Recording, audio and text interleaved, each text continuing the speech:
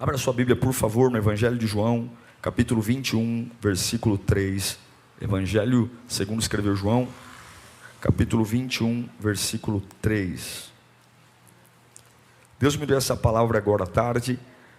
Inclusive o tema dela, ele é meio clichê, né? Eu falei, meu Deus, mas é isso mesmo que Deus quer falar conosco. Você ainda pode chegar lá. Fala para o seu irmão, você ainda pode chegar lá. Eu briguei um pouco com o Espírito Santo, mas quem manda é Ele. Então, algumas vezes a gente fica tão querendo, né? A gente vai virando pregador, vai ficando meio besta. Não vou pregar isso não, né? Mas aí, meu irmão, você vai para um lado, vai para o outro, e o coração, né? Eu me recuso a pregar algo para vocês que não faça sentido, que não queime aqui dentro. Então essa é a palavra que eu tenho certeza que Deus tem para nós aqui hoje.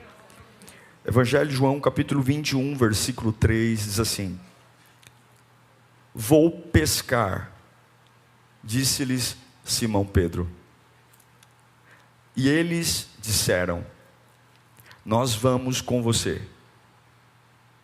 Eles foram, entraram no barco, mas naquela noite não pegaram nada. Vamos orar. Deus, estamos chegando no final de novembro. Um ano que realmente, como até de forma repetitiva nós falamos isso. Um ano que a gente não tem noção de nada. O mundo agora treme diante de uma ameaça, de uma segunda onda do Covid. Mas nós agora vamos ouvir alguém que já sabe como é o nosso futuro. Alguém que antes da fundação do mundo já sabia tudo o que ia acontecer. Como é bom te ouvir, Senhor. Como é bom ouvir alguém que tem domínio, controle. Que dos lugares que eu tenho medo, o Senhor já esteve lá. Oh Deus, fala conosco, e fala tão profundamente, ao ponto da nossa alma acender, ao ponto de eu ter a certeza, Deus falou comigo. E quando Deus fala comigo, Satanás simplesmente perde. Ele perde, porque ele pode mentir, mas quando Deus fala comigo, meu ser é preenchido, minha mente é preenchida, meu coração. Então eu imploro nesta noite, Pai amado, pela Tua palavra, fala com a Tua igreja, fala com cada um de nós, e me ajude, Senhor, que esta palavra não seja uma palavra de admiração, mas de compreensão, que não importa o grau de escolaridade, não importa a idade, dos jovens aos mais velhos, todos consigam sair desse culto tendo a certeza daquilo que o Senhor tem para nós. É o que eu te peço em nome de Jesus, amém. Todos nós temos um lugar de cura, um lugar que a gente fala, aqui é meu porto seguro, né? Aqui é o lugar que eu me sinto bem, aqui é o lugar que eu me renovo. Mas o que a gente faz quando os lugares que normalmente nos renovam estão devastados? Lugares, pessoas, que a gente fala, quando eu estou mal eu ligo para o fulano, quando eu estou mal eu vou ali. Todos nós temos algum lugar, alguém, que quando a gente está mal, a gente sabe que ali a gente encontra força. Mas o que a gente faz quando o lugar que a gente precisa ir está devastado? Esta passagem que li a vocês de João 21, 3 é uma passagem muito peculiar da vida do apóstolo Pedro, porque ele está devastado, porque o lugar de segurança dele está devastado. E aí é difícil, porque como é que você consegue dar algo a alguém quando o lugar que dá a você não está lá? Como é que você consegue encorajar pessoas se o lugar que te encoraja não está te encorajando? Como é que você consegue ser firme na fé se o lugar que te faz ficar firme na fé não está lá? A conta não fecha. A conta não fecha. E essa é a situação de Pedro. É exatamente nessa atmosfera que João 21 é escrito. Os discípulos abriram mão de tudo para seguir Jesus. Abriram mão de tudo. Largaram tudo. Profissão, patrimônio, família. Tudo para seguir um homem que apenas olhou para eles e disse: siga-me.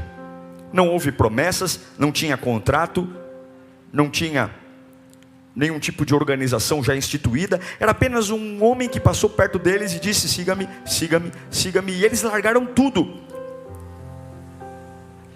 E a única esperança que eles tinham é que esse homem que os chamou para segui-lo iria restabelecer o reino de Deus na terra, seja tirando o Império Romano que oprimia os judeus, seja trazendo vida. E eles seguiram esse Jesus.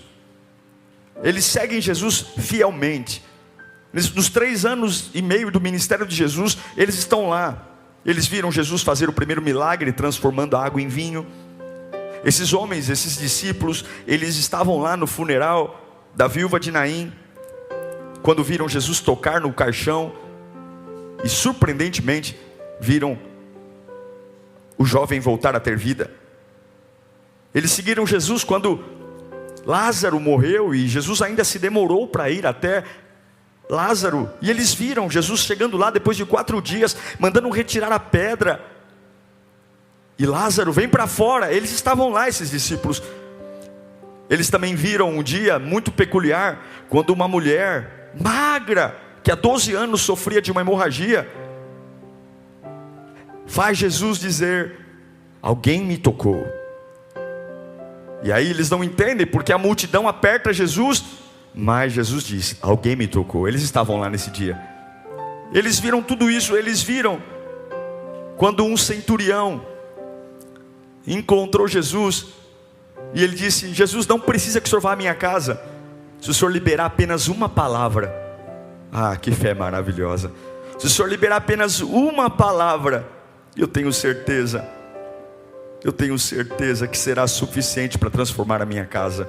E eles viram Jesus liberar a palavra. Eles viram Jesus descer do barco depois de uma tempestade e chegar em Decápolis, e lá havia um endemoniado que morava em sepulturas, e viram aquele homem endemoniado cair aos pés de Jesus, e os demônios, que pareciam uma legião, entrarem nos porcos, e os porcos caírem desfiladeiro abaixo. Eles viram também quando entraram em Jericó.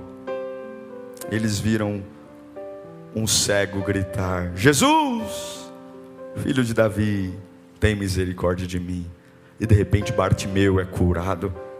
Eles viram quando simplesmente Jesus pregava numa casa tão cheia, que 4 amigos queriam levar o seu outro amigo, e aí tiveram que tirar as telhas do telhado e descer aquele homem na sua maca pelo telhado, e viram Jesus surpreendentemente curar aquele homem. Tantos milagres. Não posso esquecer também do milagre onde haviam mais de 5.000 homens, fora mulheres e crianças, e eles viram Jesus pegar um peixe, partir o peixe, e quando a mão de Jesus volta, tem peixe de novo na mão. Eles viram Jesus pegar um pedaço de pão, partir o pão, e quando a mão de Jesus volta, o pão está intacto na mão dele. E mais de 5.000 homens, fora mulheres e crianças, quase 13.000 pessoas, foram alimentadas com a marmitinha de um garoto. Eles viram. Mas quando Jesus foi para a cruz, eles enlouqueceram. Eles viram tudo isso. Eles largaram tudo para seguir a Cristo. Mas quando Jesus foi para a cruz, eles não suportaram. Porque aconteceu com eles o que acontece com a gente. O que nós fazemos quando o nosso Deus permite a gente viver algo que a gente não esperava? Eles não esperavam isso. Foram 3 anos de milagres, provisão, anúncio de um reino. E por mais que Jesus tenha os preparado, mas a cruz foi algo terrível. Terrível. Porque o Cristo da cruz não era um Cristo vitorioso, não era um Cristo maravilhoso, era um Cristo envergonhado, era um Cristo humilhado. E o que você faz quando você abre mão de tudo para seguir um Cristo que de repente te traz problemas, que de repente mexe com você? Eu larguei tudo, eu o segui fielmente por 3 anos, E agora, seguir Jesus é uma ameaça. Porque quando Jesus é preso, a bola da vez agora são os discípulos. E agora a fé pela qual eu me entreguei me obriga a me esconder em porões, me obriga a entrar debaixo de cama, a trancar as portas por dentro, porque a ficar em cavernas como crianças assustadas. Como que a minha cabeça fica quando simplesmente o Cristo que eu entreguei tudo, larguei minha profissão, minha família, e agora há uma fase que contraria tudo aquilo que eu acredito? E todo mundo lembra do que aconteceu com Pedro. Você lembra, não lembra? Quando ele dizia que estaria com Cristo para sempre, e Jesus disse para ele, momentos antes de ser preso, Jesus disse: Pedro, menos, antes que o galo cante, por 3 vezes você me negará. E é interessante que Pedro só se dá conta da bobagem que está fazendo quando ele nega pela 3ª vez e o galo canta. Irmão, eu não sei se você já se viu perdido alguma vez, mas se tem alguém que ficou perdido, foi Pedro. Imagine você largar tudo por algo, e de repente você vê o seu Cristo preso, você está sendo procurado como um bandido, e além de tudo isso, você nega a sua fé. Você diz que não crê. Você é um deles? Não, não sou. Você se parece com ele? Não, não me pareço. Você andou com ele? Eu já vi você com ele? Não, eu não andei. É assim que esse capítulo 21 foi escrito. Um Pedro estressado e sem rumo, porque a cruz devastou todo mundo. E agora já não bastava o meu Jesus ter sido preso, não bastava Jesus ter sido preso, apanhado e eu ter negado. Agora surge um boato. Algumas mulheres vêm correndo do túmulo dizendo que ele ressuscitou. Não, isso é demais para mim. É demais. Se não bastasse me ridicularizar por seguir Jesus, agora levantam boatos que ele ressuscitou. As mulheres vêm correndo contando isso. Não, já me chamaram de louco, já me chamaram de fanático, de lunático, mas agora não, agora isso é uma insanidade. Como que podem?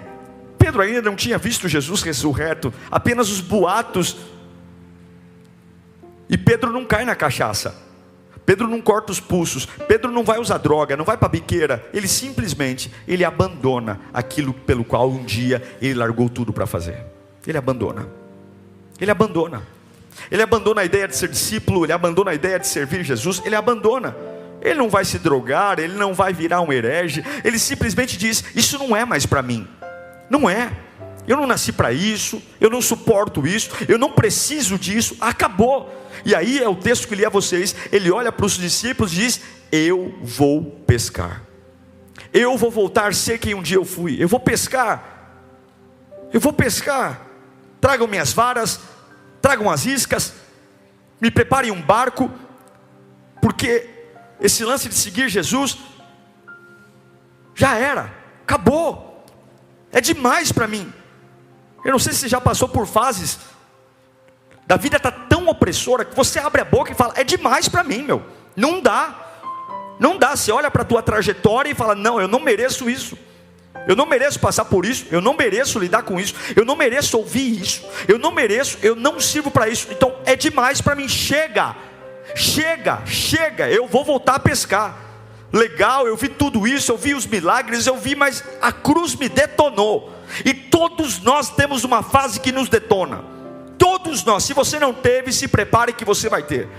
A fé cristã precisa de fases que nos detonem, e essa fase detonou todos eles, arrebentou, enlouqueceu.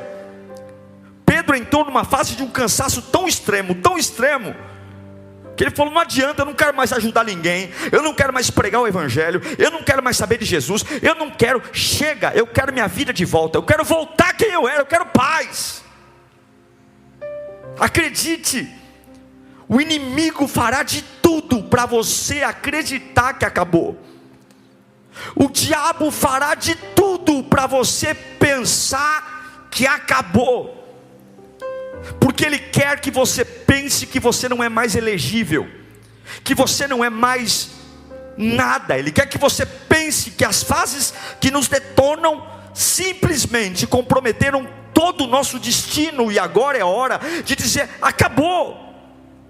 Mas eu quero que você abra muito bem os seus ouvidos, porque essa não é a mensagem que eu queria pregar, é a mensagem que Deus quer que você ouça. Abra bem seus ouvidos, abra bem sua mente, para ouvir que o Senhor te ama, para ouvir que Deus te ama, e Ele não se importa com o que ouve, e Ele não tem vergonha de você. Deus não tem vergonha de você. Deus não tem vergonha. Satanás vai trabalhar com todas as forças para que você se esqueça que antes de Deus te chamar, Ele já sabia dos teus fracassos. Antes de Deus me chamar, Ele já sabia dos meus tropeços. Antes de me chamar, Ele sabia das fases que eu simplesmente ia me perder tanto. E mesmo sabendo de todas as minhas vergonhas, mesmo sabendo de todas as minhas derrapadas, Ele ainda assim me chamou. O inimigo quer que você se esqueça que apesar de fases de bagunça, onde pela precipitação e ansiedade trocamos os pés pelas mãos, nós temos que entender que Deus nos ama. Agora pense um pouco em Pedro. A cruz bagunçou ele, mas você tem que entender uma coisa: Pedro viveu em um mundo de cruzes. Nós cristãos gostamos de pensar que Jesus foi o único homem crucificado, mas a história prova que isso é um mito. A forma que os romanos usavam para controlar os judeus era com a cruz. A forma que os romanos tinham para fazer os judeus se curvarem diante das ordens de Roma era crucificar os homens, pendurando eles em madeira, num sol a pino, morrendo, e vendo os abutres devorar suas carnes, e ficavam estendidos por dias. Pedro, ele cresceu vendo pessoas sendo crucificadas. Pedro cresceu vendo pessoas sendo penduradas, esticadas e devoradas por abutres, porque essa era a forma de poder que Roma usava para intimidar os hebreus.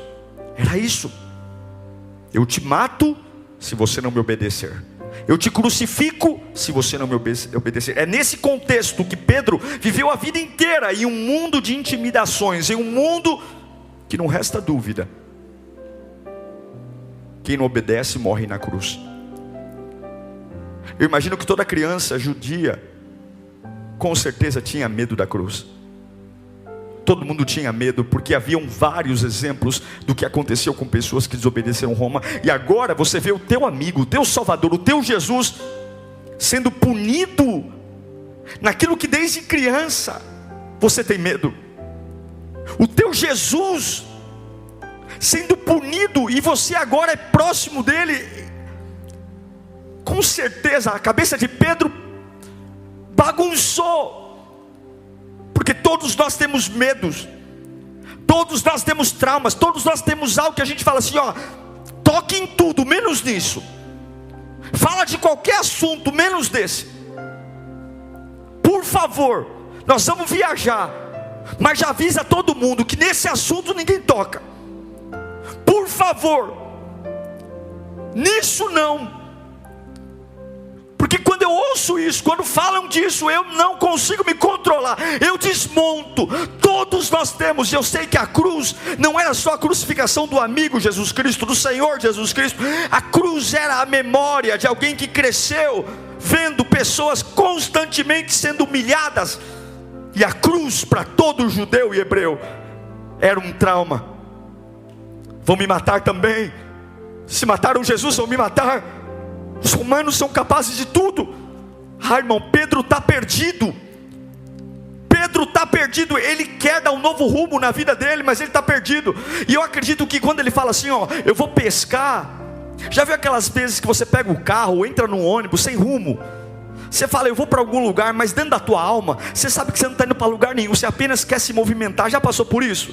Quando você entra num carro, ou quando você entra no metrô, ou entra no ônibus, você está tão perdido, você está tão chocado pelo que está acontecendo, que você só quer se movimentar, você nem sabe para onde está indo. E as pessoas até perguntam: para onde você vai? Você fala: eu vou no mercado, eu estou indo na padaria, eu estou indo no açougue. Mas dentro da tua alma, você sabe que é um conflito só seu, e você não tem como explicar para as pessoas. Você fala: estou indo para o mercado, estou indo para a padaria, mas você nem sabe para onde está indo, você apenas quer se movimentar. Eu imagino que quando Pedro olha para os outros discípulos e fala: eu vou pescar, ele estava apenas dando um destino, mas no fundo ele estava perdido. No fundo ele não sabia mais para o que fazer. A vida dele perdeu o chão. Ele apenas sabia que ele tinha que fazer alguma coisa, que ele tinha que ir para algum lugar, porque a vida dele bagunçou. De repente tudo aquilo que ele largou para servir não está mais lá. O Cristo dele está morto, e agora tem boato que ressuscitou. Agora ele é perseguido, ele não entende mais nada. É conversas da mente. Todos nós já passamos por fases assim, coisas que fomos bombardeados. A gente simplesmente quer se movimentar. A gente começa a rir das piadas dos amigos, mas ri só para não ficar chato, porque a gente nem está se divertindo, a cabeça está longe. A gente começa a ouvir histórias dos outros e está com os olhos vidrados lá, mas a cabeça está longe, porque a gente está perdido. Porque a gente sabe que deveria estar em algum lugar, mas não tem lugar para estar. Eu deveria estar fazendo alguma coisa, mas Jesus morreu, e agora? Era para eu estar pregando, mas eu não tenho coragem. Era para eu estar pregando, mas eu neguei. Era para eu estar fazendo, e agora eu quero voltar a pescar. Mas como voltar a pescar? Eu larguei tudo, eu não tenho barco, eu não tenho nada. Eu simplesmente não sei o que fazer. Irmão, se você nunca passou por isso, é algo devastador. A gente fala: eu pensei que estaria vivendo isso agora. Eu pensei que estaria vivendo agora. Poxa vida, depois de ver a cura, a água virando, a água se transformando em vinho, depois de ver os Lázaro, eu pensei que agora nós seríamos alguém diferentes. Eu não imaginei que eu tinha que ficar me escondendo em porão. Não imaginei que depois de tudo que eu vi, o sermão da montanha, depois de ver Jesus, poxa vida, eu andei sobre as águas, meu. Eu andei sobre as águas. Eu vi, você sabe que andar sobre as águas? Eu andei sobre as águas, cara. Eu fui no Monte da Transfiguração. Eu vi a glória dele. Como é que pode, depois de tudo que eu vivi, não ter rumo? Eu estou perdido. Como é difícil quando a gente olha para trás e Deus simplesmente permite que a gente fique perdido. Eu me perdi. E Pedro, para mim, ele fala que vai pescar só para dar uma desculpa, porque ele está perdido, ele não sabe o que fazer. A gente tem um GPS, mas não sabe para onde ir. A gente tem um telefone celular, mas não sabe para quem ligar. A gente tem um monte de contato, mas não tem um que consiga falar nada. E tem vezes que é tão difícil falar o que a gente sente, que a gente tem preguiça de dizer para os outros. Já passou por isso? As pessoas nos perguntam: como é que você está? E você fala que está tudo bem, porque você tem preguiça, você não tem nem força para contar. É assim que Pedro está. E eu amo a Bíblia, porque a Bíblia não mostra heróis. A Bíblia mostra homens como eu e você, passivo das mesmas dificuldades. E aí, irmãos, Jesus ressuscita. Pedro ouve o boato que Jesus ressuscitou, entre aspas, boato, mas ele não acredita. E ele fala: isso é demais para mim, eu vou voltar a pescar. Agora, algo que eu acho lindo na Bíblia. O evangelista Marcos registra algo lindo. Em Marcos capítulo 16, versículo 7. Quando Jesus ressuscita, e o anjo dá a primeira voz de comando depois da ressurreição às mulheres: vão e digam a quem? Aos discípulos. E quem mais? Vão e digam aos discípulos. Vão e digam aos discípulos. Vão e digam aos discípulos. E a Pedro: vão e diga aos discípulos que eu ressuscitei. E a Pedro.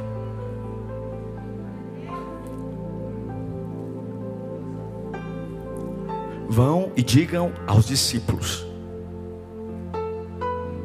E diga também quero te falar sobre um Deus que pode alterar todos os seus caminhos. Eu quero te falar de um Deus que pode redirecionar histórias. Eu quero te falar de um Deus que pode pegar a vida mais bagunçada que existe, a mente mais bagunçada, e Ele pode redirecionar essa pessoa. Mesmo que você esteja reduzido a uma vergonha, mesmo que você esteja reduzido a nada, mesmo que você esteja reduzido à incapacidade total, alguém que está tão perdido que preencheu a agenda com um monte de coisa para fazer, mas sabe que não se encaixa mais em lugar nenhum, estuda e não se sente bem estudando, mora na família e não se sente bem, porque algo redirecionou você para a morte. Você se perdeu, nunca mais foi o mesmo, mas talvez você ache que acabou, mas Deus me trouxe aqui para dizer: você ainda pode voltar a ser quem você era. Pedro sabia que não foi forte o suficiente. Ele sabia, como nós sabemos, que tem horas que nós não fomos maduros o suficiente, não fomos capazes o suficiente, não tivemos uma fé suficiente, largamos tudo porque fomos frouxos, fracos, e para muitos a gente não serve para nada mais. Mas eu quero te dizer que Deus é Espírito e Ele conhece o seu coração, e Ele vai olhar para você de uma forma diferente. A ordem de Deus para as mulheres é: vão dizer aos discípulos e a Pedro. Sabe por quê que Ele fala e a Pedro? Porque Pedro, ninguém via mais ele como discípulo. Ninguém via mais ele como discípulo. O anjo teve que especificar: digam aos discípulos e diga a Pedro, porque o homem que andou sobre as águas, o homem que estava no monte da transfiguração, o homem que estava no Getsemane, ele nem se parece mais com o discípulo. Se o anjo não falasse e a Pedro, ninguém ia lá para falar para ele, porque ninguém via mais Pedro como discípulo, ninguém via mais ele como nada.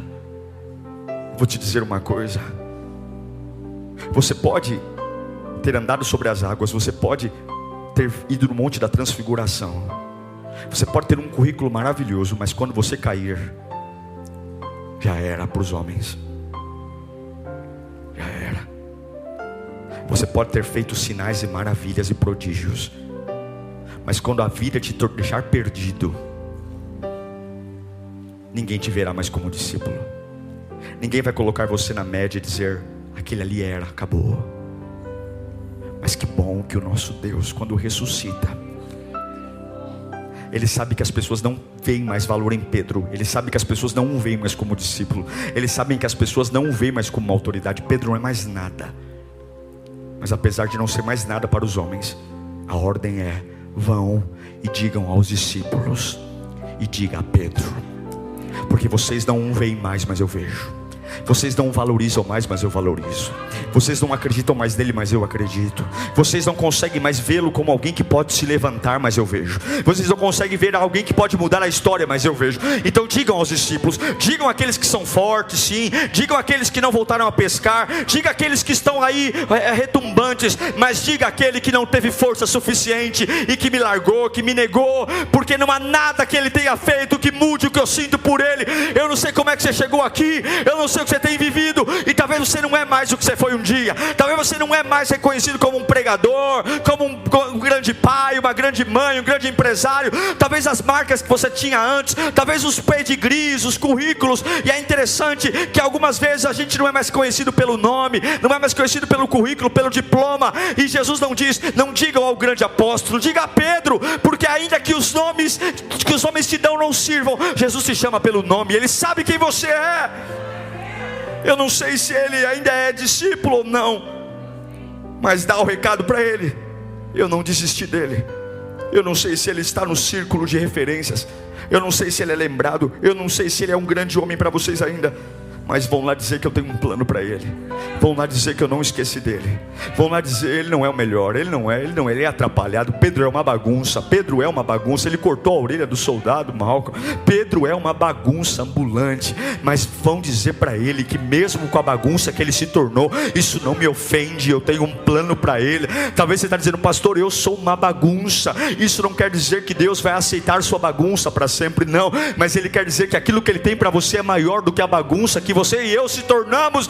E ele vai dizer, olha, diga lá para os santinhos da igreja, diga lá assim para os discípulos poderosos, mas diga também para Pedro que eu estou vivo.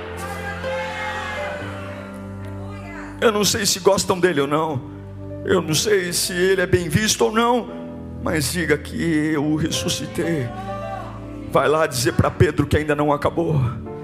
Vai lá dizer para Pedro que ainda não acabou. Ainda não acabou. Deus manda dizer para algumas pessoas aqui, ainda não acabou. Ainda não acabou. A sua vida está uma bagunça.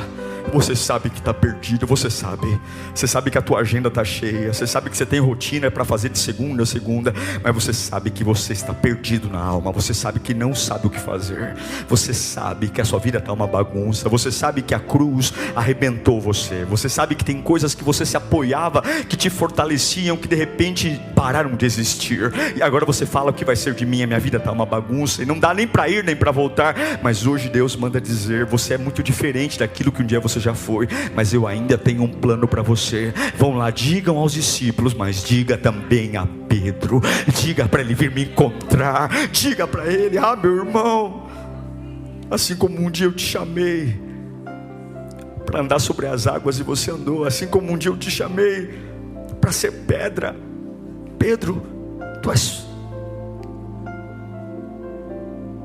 pedra, sobre você edificarei a igreja. A igreja católica tem como apóstolo Pedro o primeiro papa da história.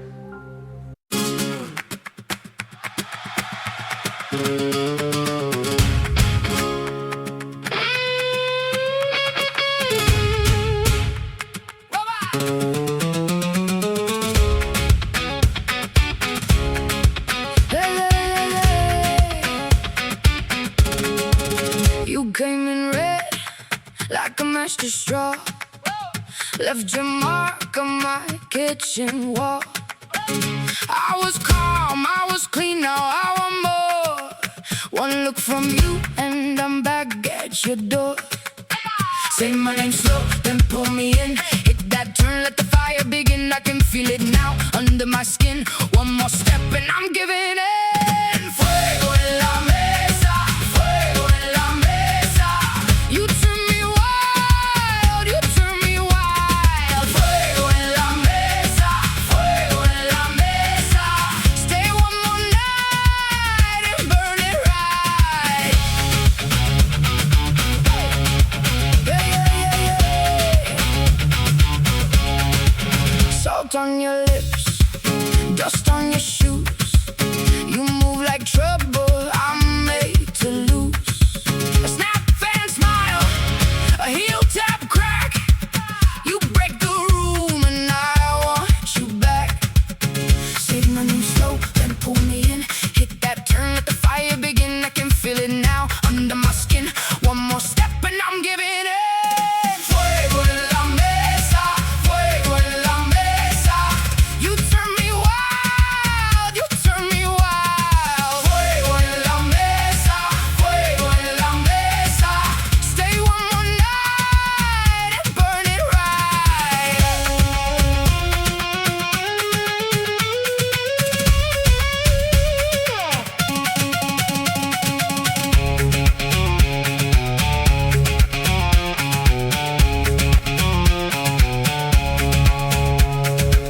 No me sueltes ahora, don't let go. Your hands on me, move slow.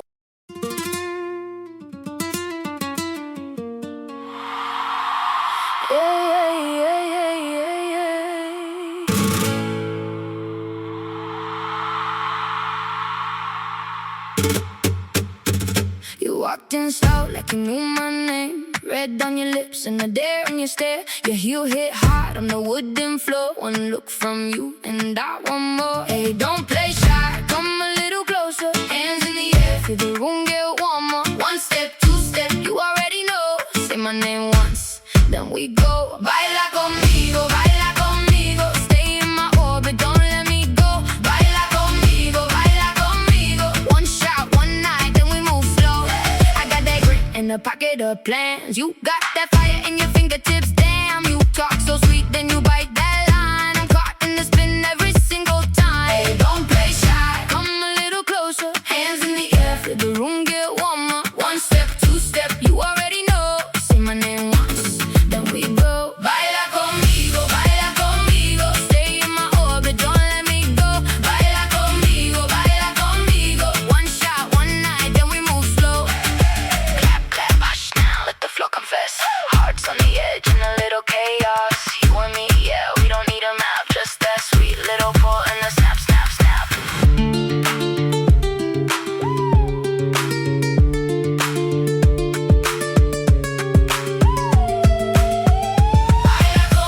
Baila conmigo, stay in my orbit, don't let me go. Baila conmigo, one shot, one night, then we move slow.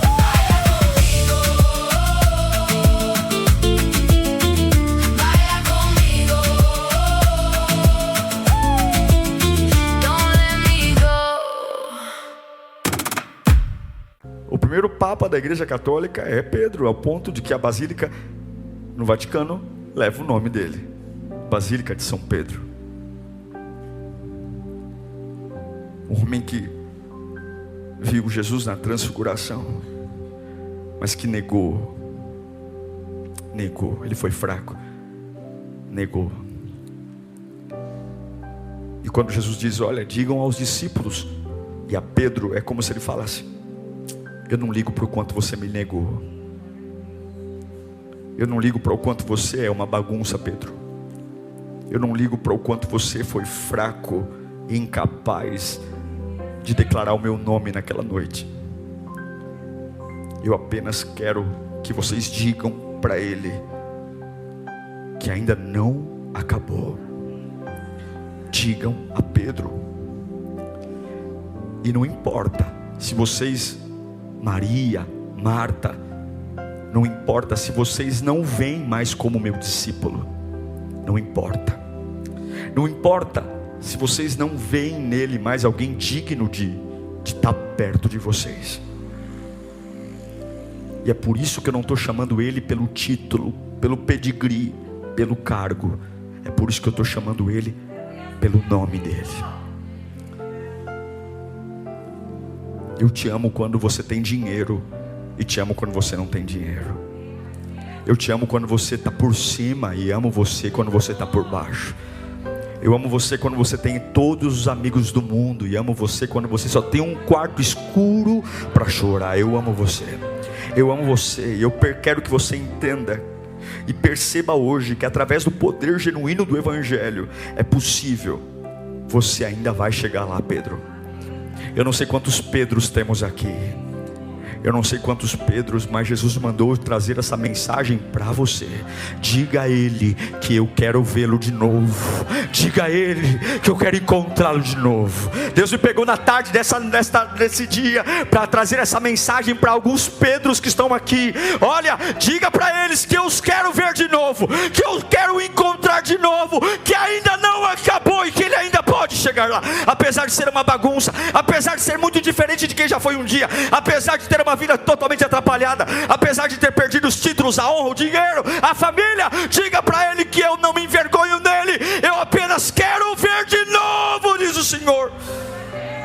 Eu não sei onde você está, eu não sei se as pessoas te reconhecem, eu nem sei se você se reconhece, mas Deus me mandou entregar essa mensagem para você. Ele mandou hoje, a 1h da tarde, quando Ele me deu essa palavra, para dizer para você que Ele continua em movimento, que Ele continua tentando e procurando mexer com você. Agora, pense de verdade, antes de nós orarmos. Será que nós não estamos perdidos? Será que nós não demos a desculpa de Pedro? Vou voltar a pescar apenas para fazer alguma coisa, mas dentro da minha alma eu não sei para onde ir, eu não sei o que fazer. Trabalho em 3 turnos. Não é porque eu preciso de dinheiro, não.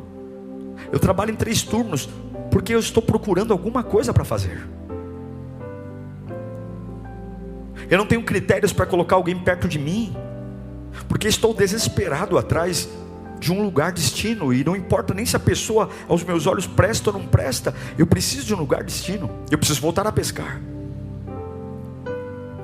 Você sabe que está longe do propósito de Deus, mas porque está perdido, ocupa a sua vida fazendo coisas como voltar a pescar.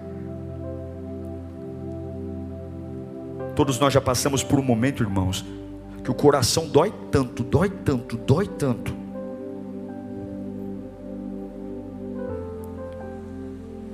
que a gente fica como um doido atrás de uma resposta. E eu sei que todos nós aqui tem algo que nos tirou do caminho. Todos nós tem alguma coisa que aconteceu, como aconteceu a crucificação de Jesus, que arrebentou com o projeto de Pedro. E Deus manda dizer: eu não me importo em quem você se tornou depois do que aconteceu.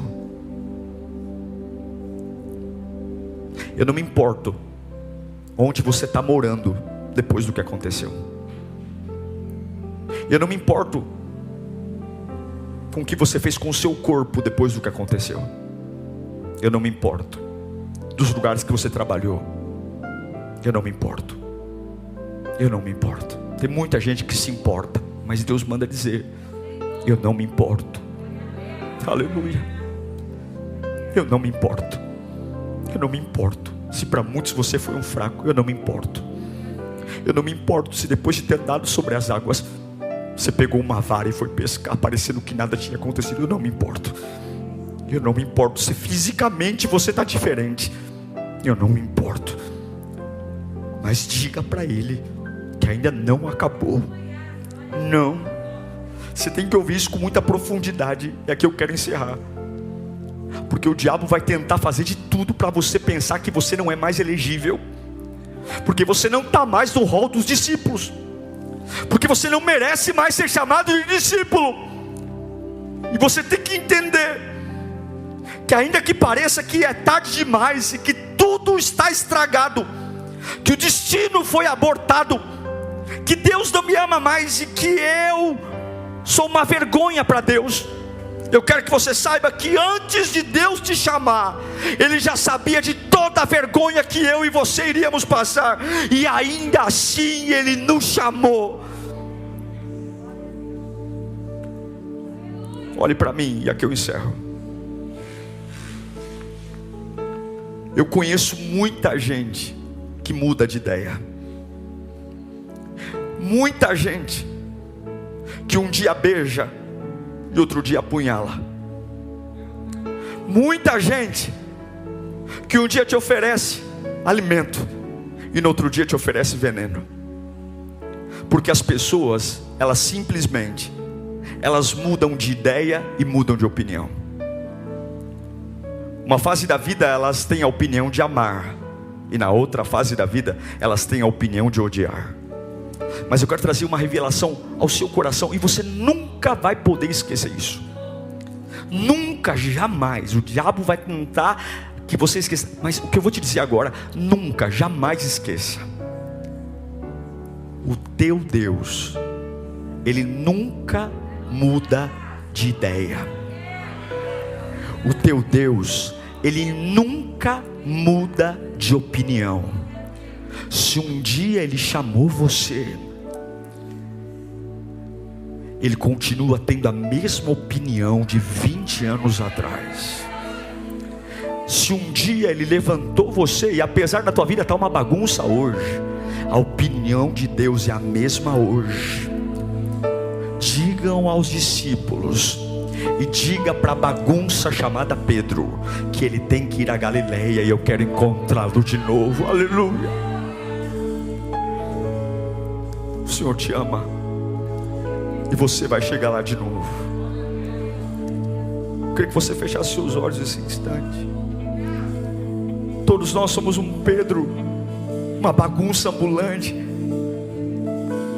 Alguém que, se o anjo não falar, diga aos discípulos e a Pedro, nem as pessoas vão mais acreditar na gente. Talvez a gente não está mais na roda dos melhores, da família. E quando a gente olha para nós, a gente fala: realmente eu mereço isso mesmo. Eu mereço desprezo. Eu mereço ser jogado de canto. Oh meu Deus. Deus não muda de ideia. Feche os seus olhos e comece a ouvir a voz de Deus. Eu só estou dando um recado aqui. Eu só estou dando um recado. Ele mandou dizer: ó, diga a Pedro, diga a bagunça, diga aquele camarada que está perdido, tentando pescar e não é para pescar, ele não sabe para onde. Diga para ele que eu quero vê-lo de novo. Diga para ele que eu amo. Diga para ele que eu ainda tenho algo para ele. Dá um recado, Diego. E eu vim aqui dar um recado nesta noite para você que está aqui, para você que está em casa. Deus manda dizer para você: quero vê-lo de novo.